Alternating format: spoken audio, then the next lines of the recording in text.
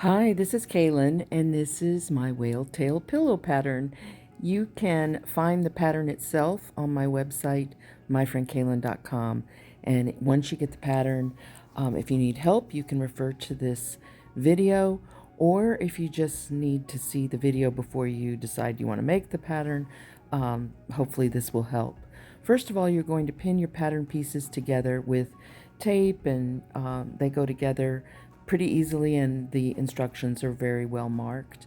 Then you cut it out and lay it on your pieces of fabric, and make sure you do a opposite side so that you have the front of the pillow and the back of the pillow. The first thing you're going to do once your pieces are cut out are to iron the a 1/4 inch here. Iron this up so that you have a nice edge. You're going to top stitch this onto the bottom piece.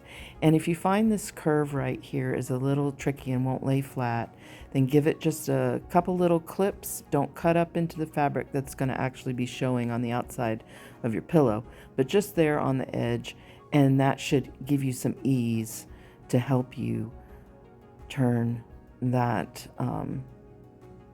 up there, that seam allowance. You will do this also for your second piece, but make sure you are turning up the proper side that's going to go onto the inside of your pillow, because they are going to be on opposite sides of the pillow. So you don't want it to match up incorrectly. So double check that you're turning up the seam allowance on the correct side for both pieces.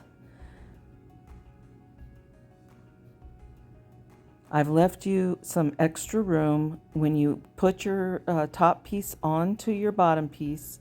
I've given you about a 1/2 inch extra room there. You can put it anywhere between the 1/2 inch mark and the 1 inch mark. And then you pin that and prepare it to be sewn. And do the same with your second piece.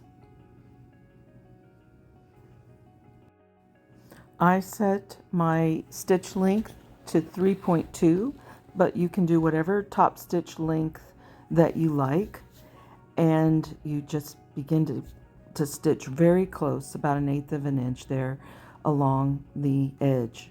Now, if you have trouble with curves, if you're new to doing curves, go very, very slowly. If you need to make an adjustment because you're getting out of line and not following the curve properly, just leave your needle down in the fabric, even if you have to manually adjust your machine to do that. Then lift up your foot and turn your fabric just a little bit so you can stay on that curve. You can do that as many times as you need to. Just go real slow. Eventually you'll get really used to doing curves, and this won't be a problem for you. And we'll finish this out so you can see this. Do not top stitch your second piece just yet. I have some instructions for you on how to make sure everything lines up properly between your first set and your second set.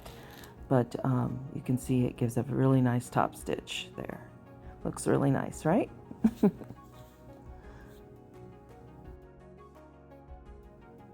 When you're ready to put your second set together,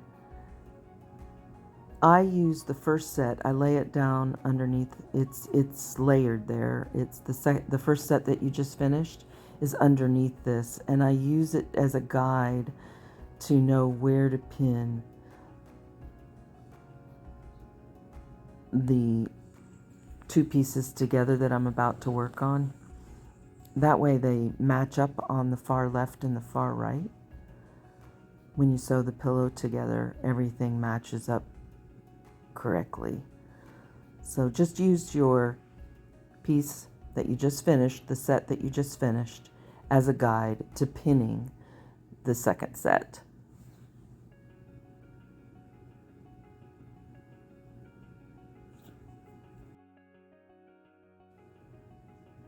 And then once you get the left and right matched up, you can remove that layer that's underneath and lay your piece down, and then just finish pinning and then you'll top stitch this one just like you did the first one.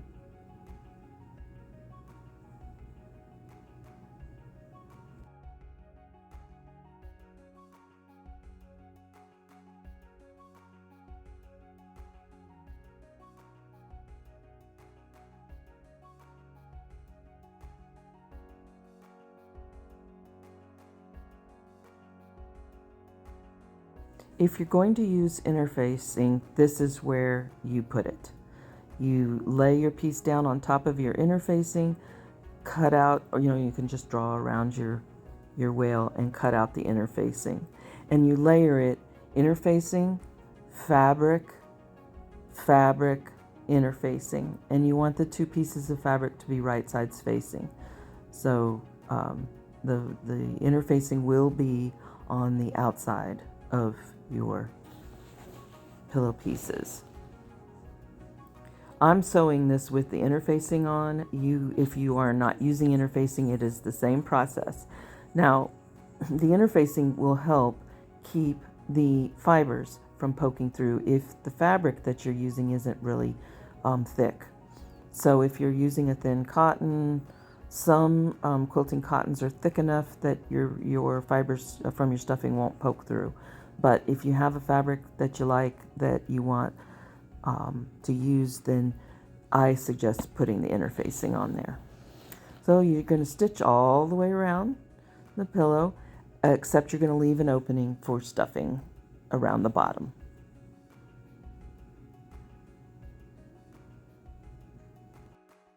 Here we have some pretty strong curves again when we get up at the tail. So I will remind you, for those that don't know how to do curves, just make sure your needle is inserted into your fabric before you lift the presser foot and turn your material so that you're going in the right curve line there. Otherwise, it'll be kind of sloppy. So if you need to do this by manually turning your wheel instead of using your foot pedal, that's fine, especially in these little tight corners. You might want to do 2 or 3 stitches manually instead of rushing through there. Just take it really slow and go around your curves. You'll get better and better at curves, and then this won't be an issue for you.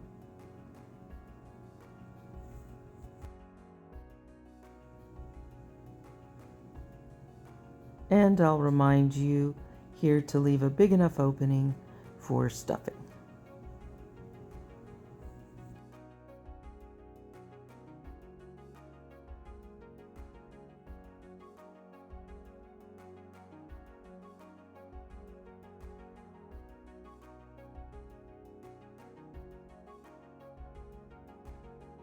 If you have pinking shears, this is a good technique to remove bulk around the seam. Don't use the pinking shears over your opening though.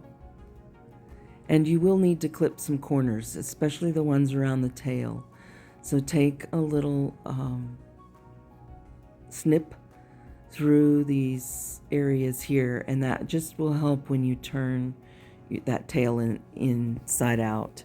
It'll just help everything lay better.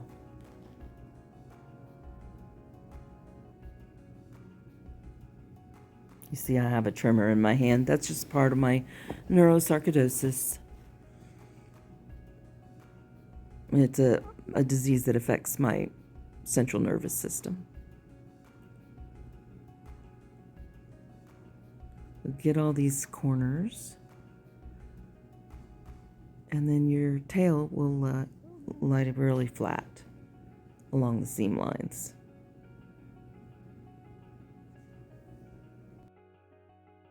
We're about there. We're going to turn this inside out now.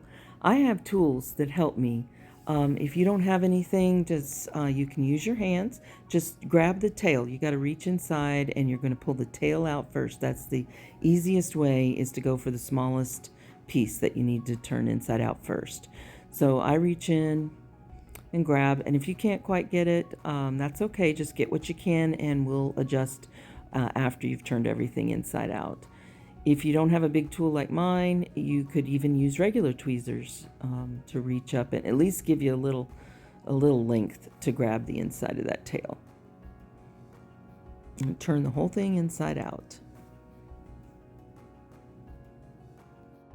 I use my tool to kind of push out all those edges, and if you could use a pencil eraser, chopstick, those are common things people will talk about using.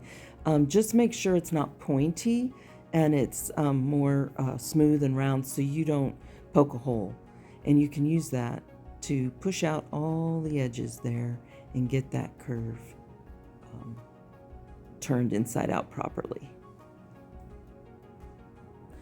You can also massage the seam there. That will help everything, and pull and work the stitches to help all that.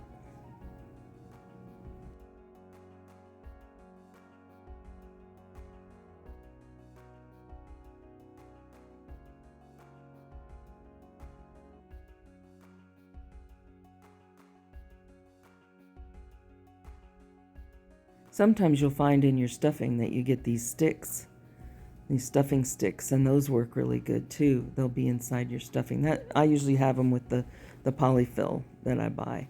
And I rub inside the seam. That just helps it lay nice and flat. Gives you a nice edge all the way around.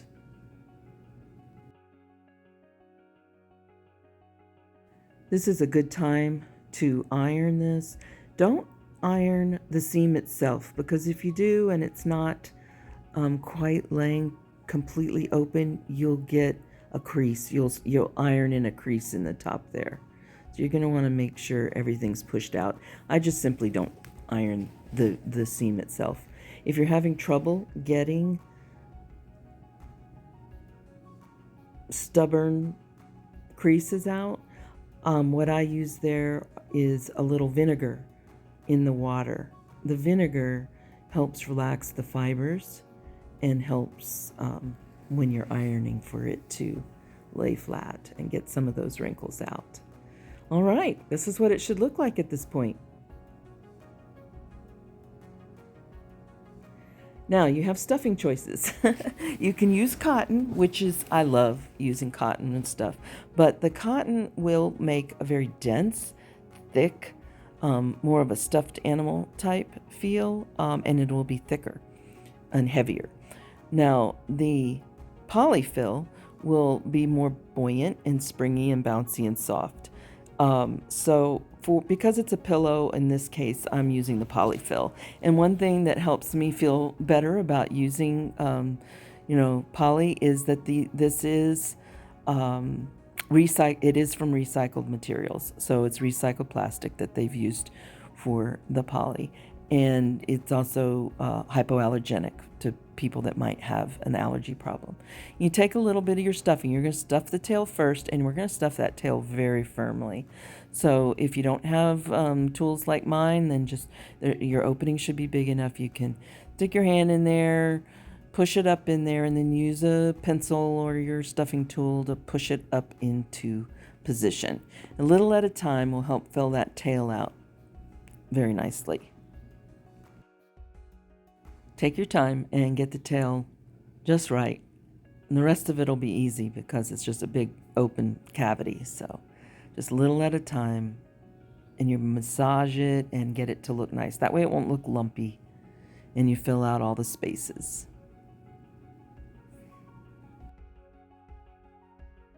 And pack it in there good.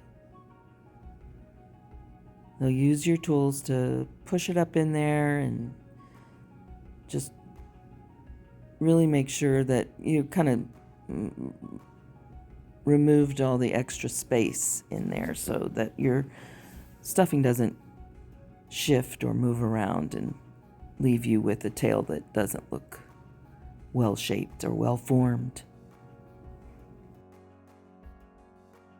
And it should look about like this.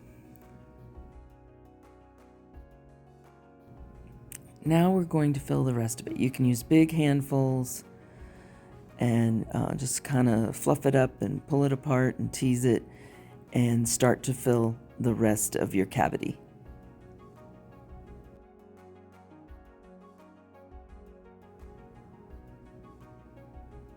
push it in there. I don't do a lot of massage work until I get a lot more stuffing in there, and then I'll work those corners. And if you see one that's just really puckering more than you want it to, then just massage that seam.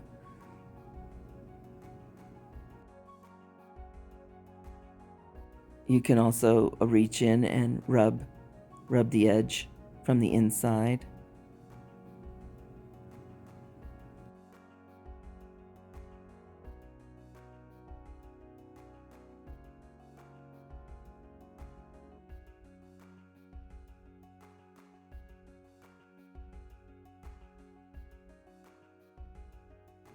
Okay, we're about ready to close.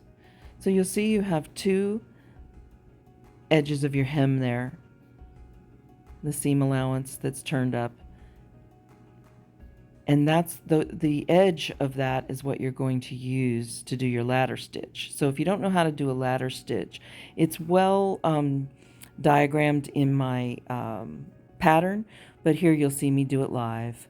And you're taking the two edges of where you've turned your seam allowance, the two hems, and closing them together with what's called a ladder stitch.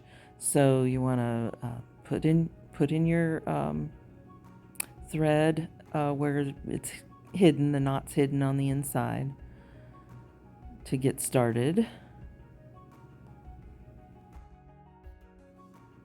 Okay, so the first stitch you make in between the two layers there, in that edge, and it, not very big, just a little bit through there. Pull it through, and then go straight up to the top piece and put it through that little hem on that edge, and you will pull the two together, and it's called a ladder stitch or an invisible stitch. And you just go back, and then you go straight back down to the bottom, and you see how it pulled those together, and you do it again within the hem there, then straight back up, and in the top side, and we'll close that together very nicely. See what you can see how the stitches lay before I pull it, and then when I pull it, boop, all closed. Do that all the way to the end, and add stuffing as you go if you need to. I usually leave a little bit out so it's easier to do this hem until I get to the very end, and then right before I close, the last inch or so, I just finish filling out the stuffing there on that edge.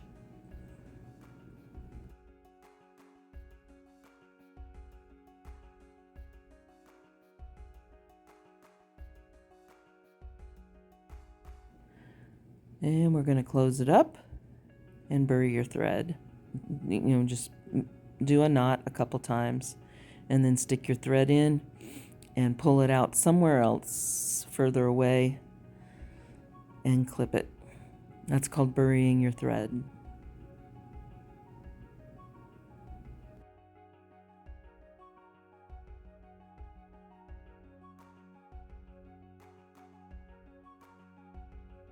And the last part of your project is your eye.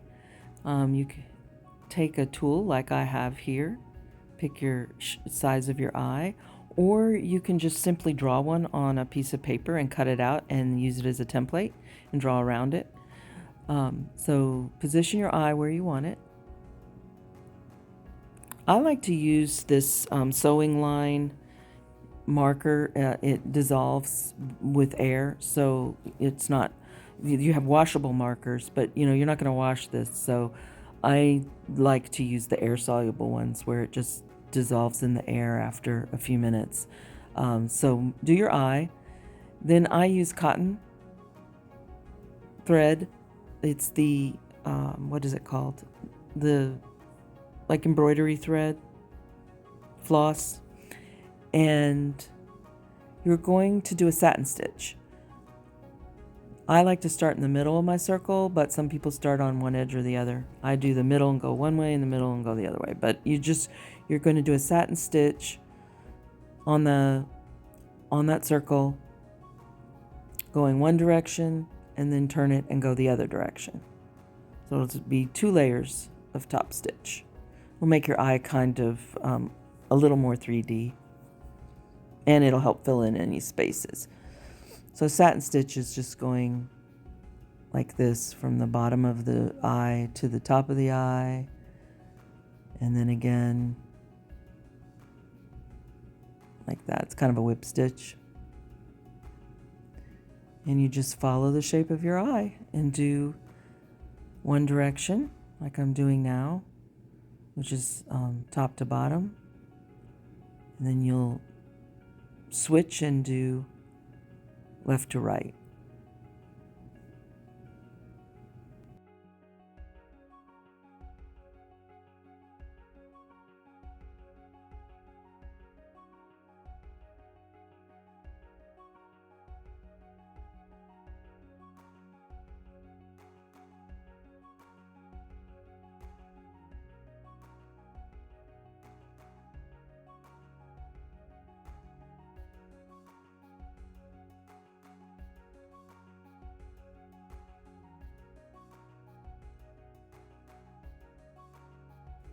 And if you'd like to add the accent, then you use the white cotton, knot the end of it, and then pull it really strongly through your fabric, and the knot will lay on the inside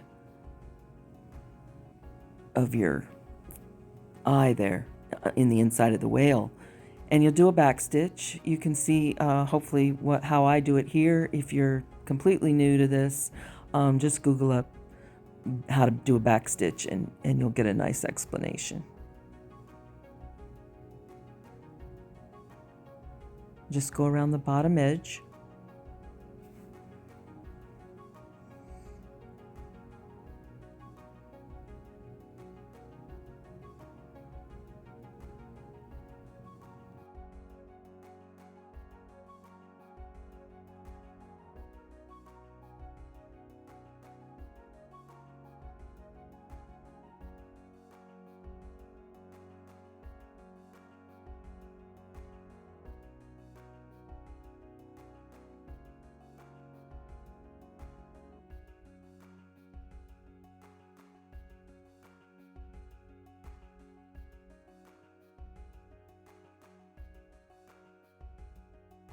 And do your accent in the center of your eye.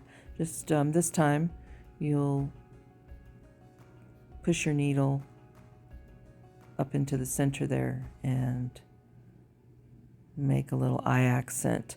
I use doll making needles, if I haven't said that before.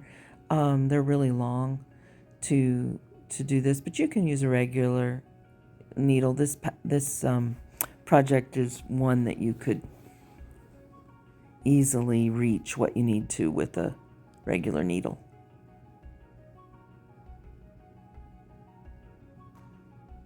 But the doll needles do help because they're nice and long. Then you'll bury the thread after you make your knots here.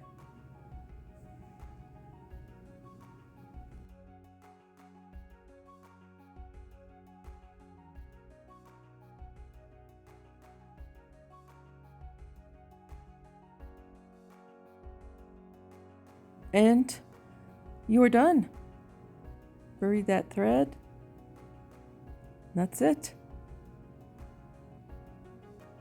I hope you enjoy your whale tail pillow.